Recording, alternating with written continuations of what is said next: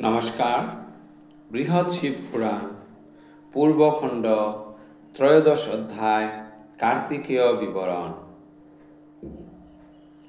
শ্রুতৈবং বচনং তেজং মহাত্মা ব্রহ্মণসূত উমা চ পরমা প্রীতা পরমং পুণ্যদং দিতম।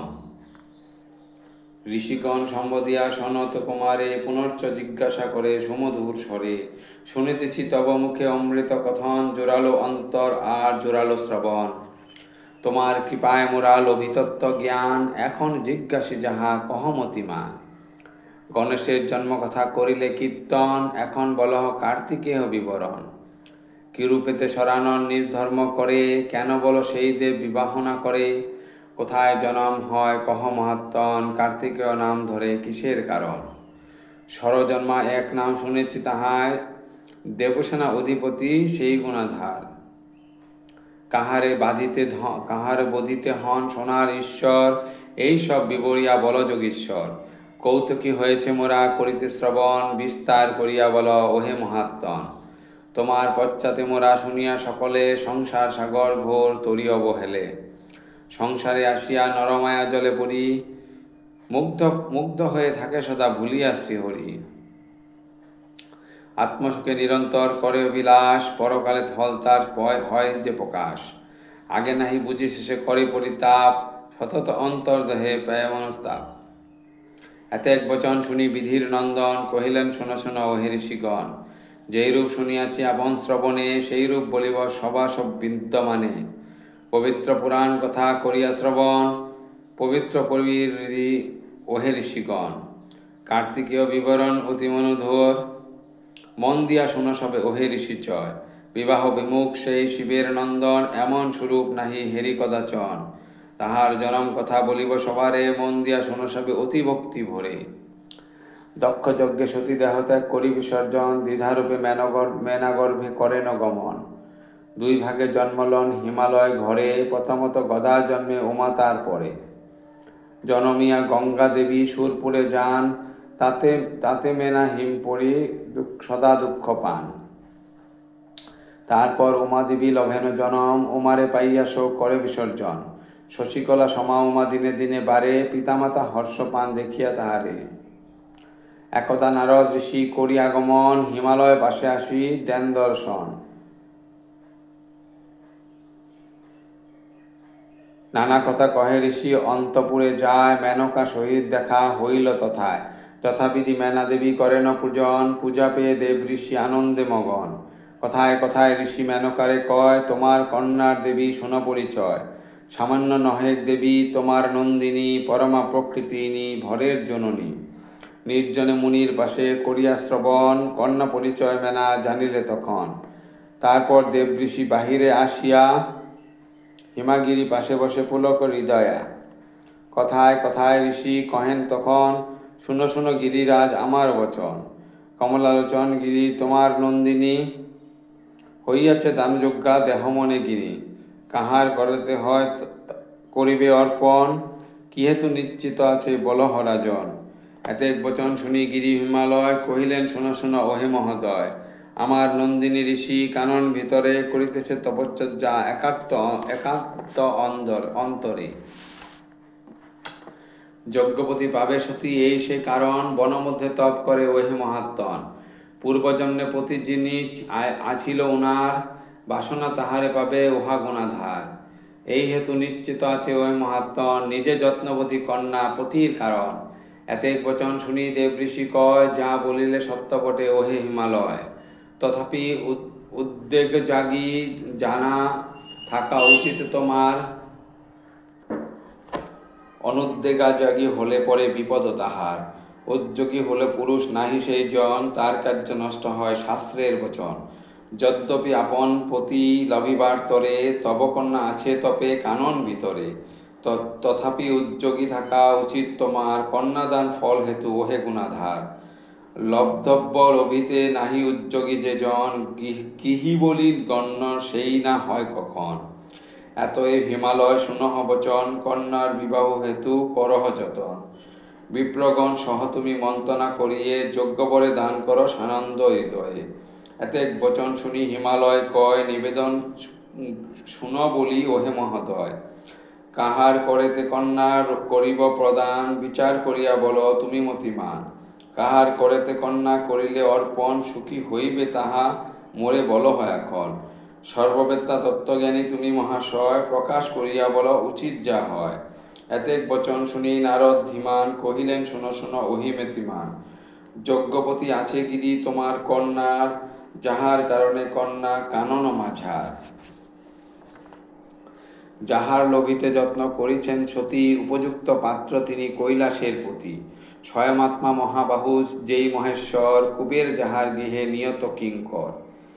দেবগণ পূজনীয় সেই পঞ্চানন, তাহার করেতে কন্যা করহ অর্পণ। এতেক বচন শুনি হিমালয় কয়, আমারও বাসনা তাই ওহে মহোদয়।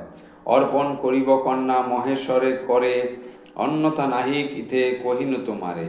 শুনো শুনো দেব ঋষি আমার বচন, শিবেরে আনহ তুমি আমার সদন। দেব ঋষি এই কথা শুনিয়া শ্রবণে, তথাস্তু বলিয়া যান মহেশ সদনে। কৈলাসে শিবের পাশে করিয়া গমন, বিনয় বচন কহে নারদ তখন। সম্ভতব মনোরথ হইল পূরণ, তব সতী পুনঃ কইল জনম গ্রহণ। গঙ্গাদেবী জন্মিয়াছে যাহার আগারে, সতীও জন্মেছে তথা কহিনু তোমারে। তোমাকে পাইবে পতি এই সে কারণ, মহাবনে তপ করে শুনো পঞ্চানন। হিমালয় পাশে আর মেনার গোচরে, বলিয়াছি তব কথা সানন্দ অন্তরে। তোমার করেতে কন্যা করিবে অর্পণ, দম্পতির মনোবাঞ্ছা ওহে পঞ্চানন। এতএব মম বাক্য শোনো মহেশ্বর, অবিলম্বে চলো যথা হিমগিরিবর। তোমারে সেরিবে গৌরী একান্ত অন্তরে, তুমিও লোভিবে সতী কহিনু তোমারে। এতেক বচন শুনি দেব পঞ্চানন, কহিলেন শুনো শুনো ওহে মহাত্মন। গঙ্গারূপা সতী লাভ আমি করিয়াছি, মহানন্দে শিব পরে তাহারে রাখিয়াছি। অন্য নারী এবে আর কিবা প্রয়োজন, যেই গঙ্গা সেই সতী ওহে মহাত্মন। এতেক বচন শুনি দেব ঋষি কয়, শুনো শুনো মম বাক্য ওহে মহোদয়। দ্বিধারূপে সতী করে শরীরে ধারণ, গঙ্গা উমা এই দুই ওহে পঞ্চানন। গঙ্গারে ধরেছ তুমি আপনার শিরে, উমারে বামাঙ্গে ধর অতীব সাদরে। ঋষির এতেক বাক্য করিয়া শ্রবণ, তথাস্থ বলিয়া দেবা দেব পঞ্চানন।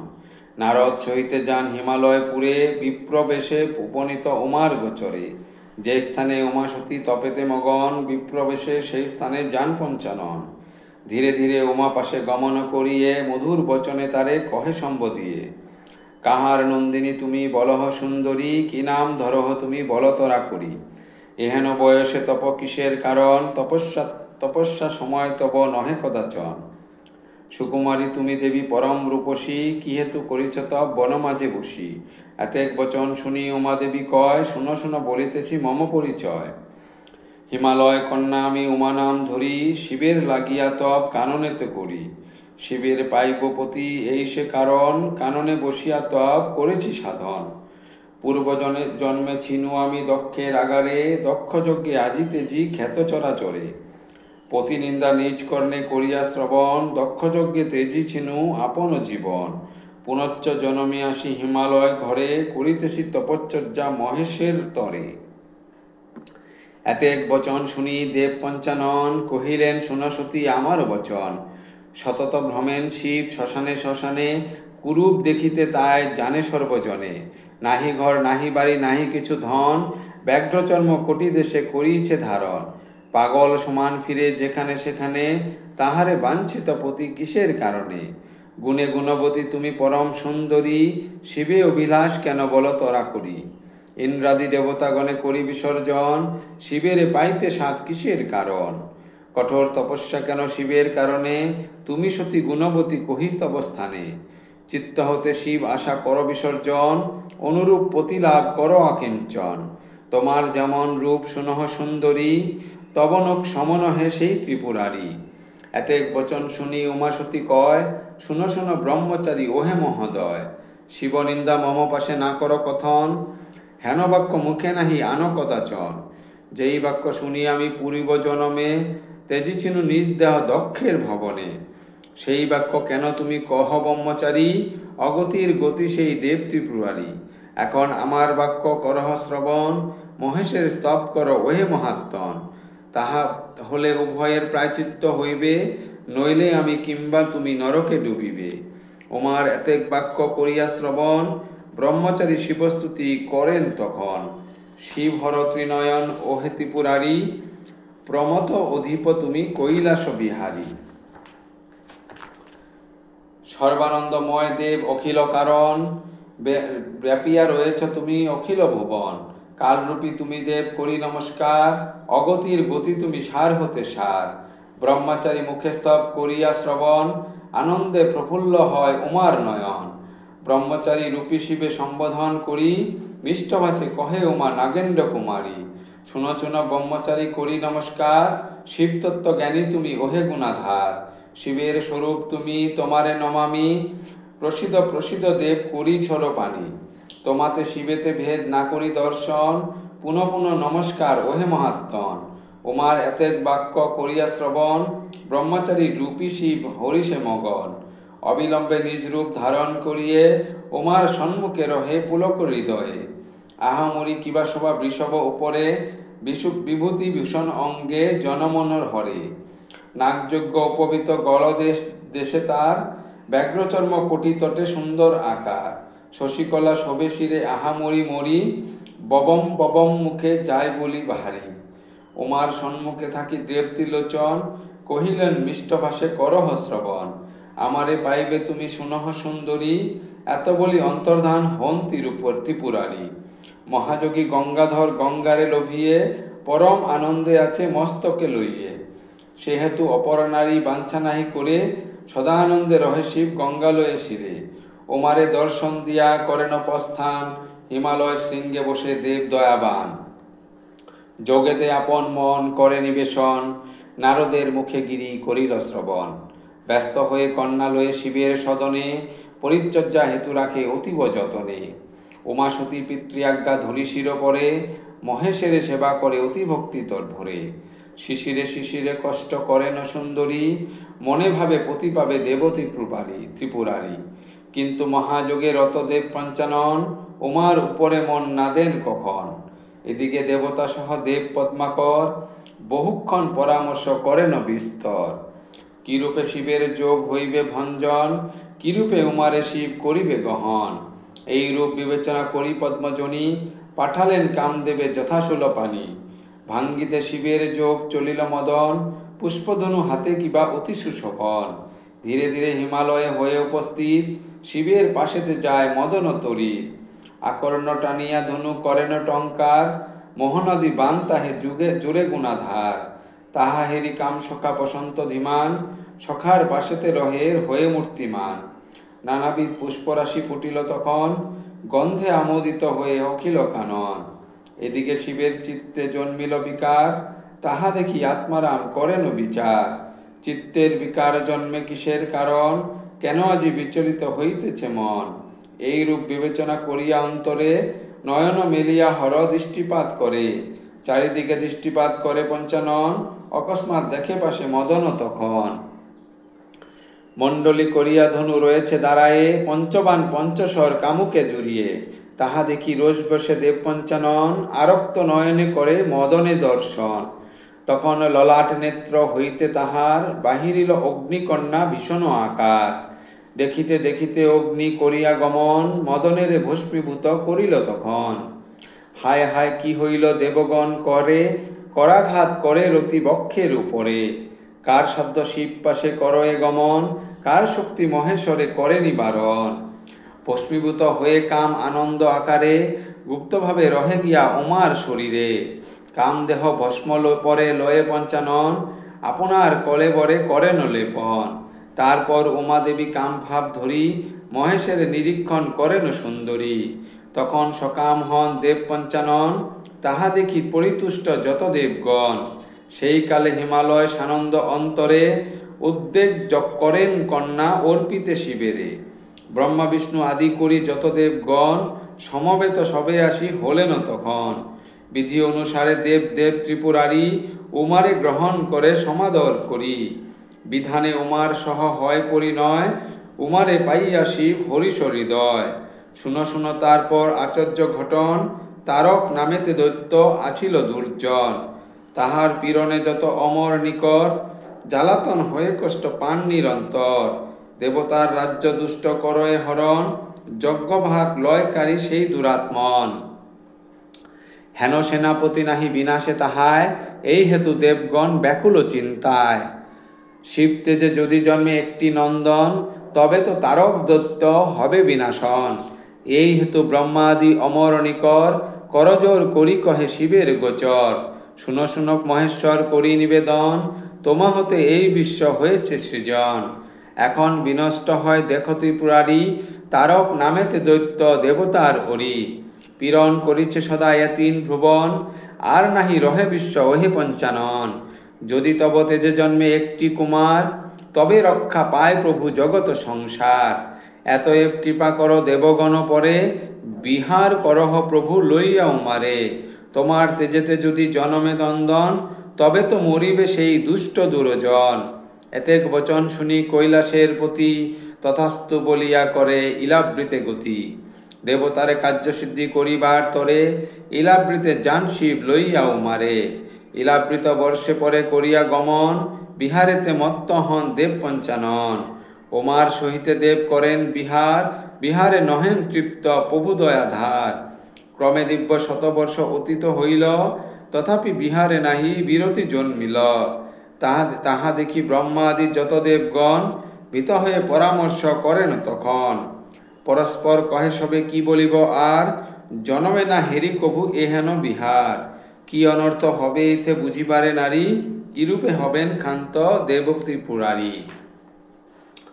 দিব্য শত বর্ষ গেল যাহার মৈথুনে, তাহার তনয়ে পৃথিবী ধরিবে কেমনে। ধরণীর সাধ্য নহে ধরিতে তাহায়, এইরূপ চিন্তা করে দেবতা সবাই। এইরূপ বহু চিন্তা করিয়া তখন, কপিতয় ব্রাহ্মণেরে করেন প্রেরণ। ব্রহ্মার আদেশে যত ব্রাহ্মণ নিকর, উপনীত হন গিয়া শিবের গোচর। শিব শিবা দুইজনে বিহরে যথায়, বিপ্রগণ উপনীত অচিরে তথায়। বিপ্রগণে পুরোভাগে করি দর্শন, অবনত করে দেবী লজ্জায় বদন। ব্যগ্রভাবে বস্ত্র দেবী করে পরিধান, লজ্জাবশে অধমুখে করে অবস্থান। তদবধি সেই স্থানে পুরুষ না যায়, পুরুষ তথায় গেলে রমণীত্ব পায়। আছয় দেবীর সাপ জানে সর্বজন, সেই স্থানে যদি কেহ করয়ে গমন। পুরুষত্ব যাবে তার নারীরূপী হয়, এহেতু তথায় নাহি যায় নরচয়। বিপ্রগণে নিরখিয়া গিরিজা সুন্দরী, লজ্জাবশে অধমুখে রহে বস্ত্র পরি। অকস্মাৎ শিবতেজ পড়ছিল ধরায়, ব্যস্ত হয়ে অগ্নিদেব নিলেন তাহায়। কিন্তু তেজ ধরিবারে সক্ষম না হয়ে, ভীত হয়ে গঙ্গা গর্ভে দিলেন ফেলিয়ে। গঙ্গা দেবী ধরিবারে সক্ষম না হন, কৈলাসেতে সরবনে ফেলেন তখন। সেই বনে শিবতেজে জন্মিল নন্দন, মহাবাহু মহাবল অদ্ভুত গঠন। কনক সমান গৌর অতীব সুন্দর, বিবিধ ভূষণে তার শোভে কলেবর। দেবগণ সেই পুত্রে করিয়া গহন, সেনাপতি পদে তারে করেন বরণ। কৃত্তিকাদি 6 জন স্তন করে দান, 6 মুখে শিবসুদ দুগ্ধ করে প্রাণ। এই হেতু কার্তিকেয় নাম তার হয়, 6 মুখ হেতু সরানন পরিচয়। সেনাপতি পদে তার করিল বরণ, দেবগণ অস্ত্র শস্ত্র করেন অর্পণ। সেনাপতি হয়ে পড়ে শিবের কুমার, দারুণ সমরে করে তার হয়ে সংহার। উমাসহ পশুপতি কৈলাস শিখরে, পরম সুখেতে রহে হরিষ অন্তরে। জিজ্ঞাসা করিয়াছিলে যাহা ঋষিগণ, সবার পাশেতে তাহা করিনু কীর্তন। মহাপুণ্য কথা এই যেই জন শুনে, ইষ্টসিদ্ধি হয় তার শাস্ত্রের বচনে। সাধুগণ এই কথা করিবে শ্রবণ, পরিবে ভকতি করি সিদ্ধির কারণ। যতনে করিবে জপ ওহে ঋষিচয়, বিরচিয়া দ্বিজকালী পুলক হৃদয়। ধন্যবাদ। সমাপ্ত।